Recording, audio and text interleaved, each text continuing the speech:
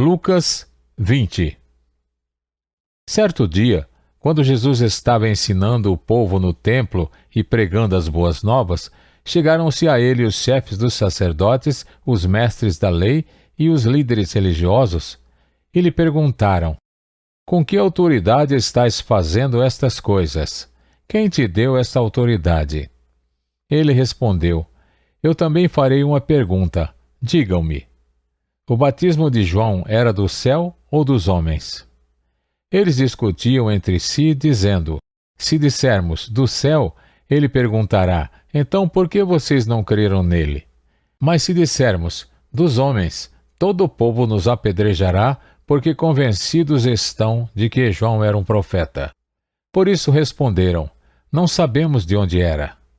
Disse então Jesus: tampouco direi com que autoridade estou fazendo essas coisas.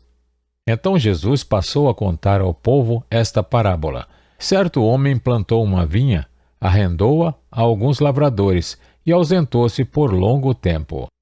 Na época da colheita, ele enviou um servo aos lavradores para que lhe entregassem parte do fruto da vinha.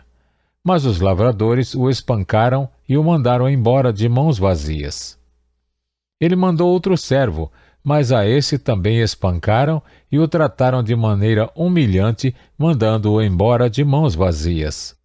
Enviou ainda um terceiro, e eles o feriram e o expulsaram da vinha. Então o proprietário da vinha disse: que farei? Mandarei meu filho amado, quem sabe o respeitarão. Mas, quando os lavradores o viram, combinaram uns com os outros, dizendo: este é o herdeiro. Vamos matá-lo e a herança será nossa. Assim, lançaram-no fora da vinha e o mataram. O que lhes fará então o dono da vinha? Virá, matará aqueles lavradores e dará a vinha a outros. Quando o povo ouviu isso, disse: que isso nunca aconteça. Jesus olhou fixamente para eles e perguntou: então, qual é o significado do que está escrito? A pedra que os construtores rejeitaram tornou-se a pedra angular. Todo o que cair sobre esta pedra será despedaçado, e aquele sobre quem ela cair será reduzido a pó.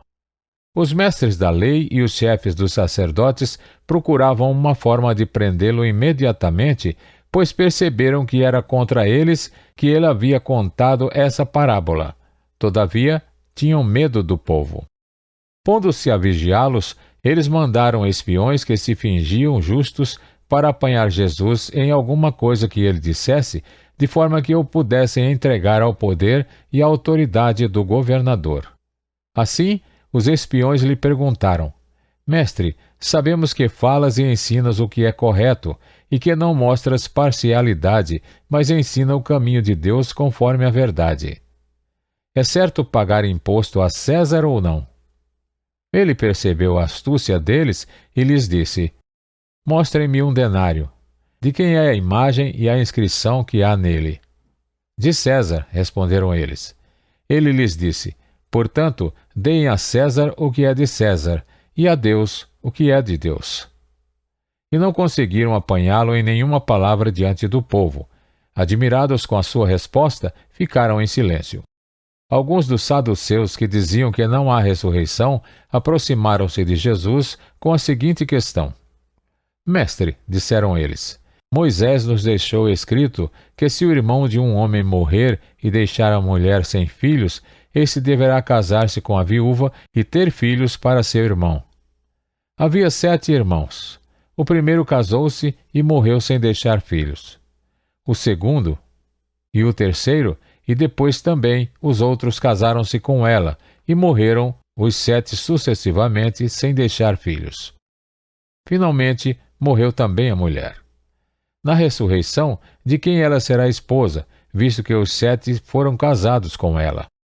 Jesus respondeu: os filhos desta era casam-se e são dados em casamento.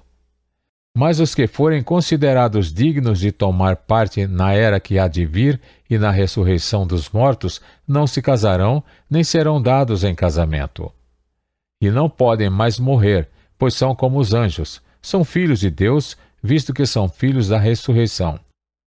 E que os mortos ressuscitam, já Moisés mostrou no relato da sarça, quando ao Senhor ele chama Deus de Abraão, Deus de Isaque e Deus de Jacó. Ele não é Deus de mortos, mas de vivos, pois para ele todos vivem. Alguns dos mestres da lei disseram: Respondeste bem, mestre. E ninguém mais ousava fazer-lhe perguntas. Então Jesus lhes perguntou: Como dizem que o Cristo é filho de Davi? O próprio Davi afirma no livro de Salmos: O Senhor disse ao meu Senhor: Senta-te à minha direita, até que eu ponha os teus inimigos como estrado para os teus pés. Portanto, Davi o chama Senhor. Então, como é que ele pode ser seu filho? Estando todo o povo a ouvi-lo, Jesus disse aos seus discípulos: Cuidado com os mestres da lei. Eles fazem questão de andar com roupas especiais e gostam muito de receber saudações nas praças e de ocupar os lugares mais importantes nas sinagogas e os lugares de honra nos banquetes. Eles devoram as casas das viúvas e, para disfarçar, fazem longas orações. Esses homens serão punidos com maior rigor.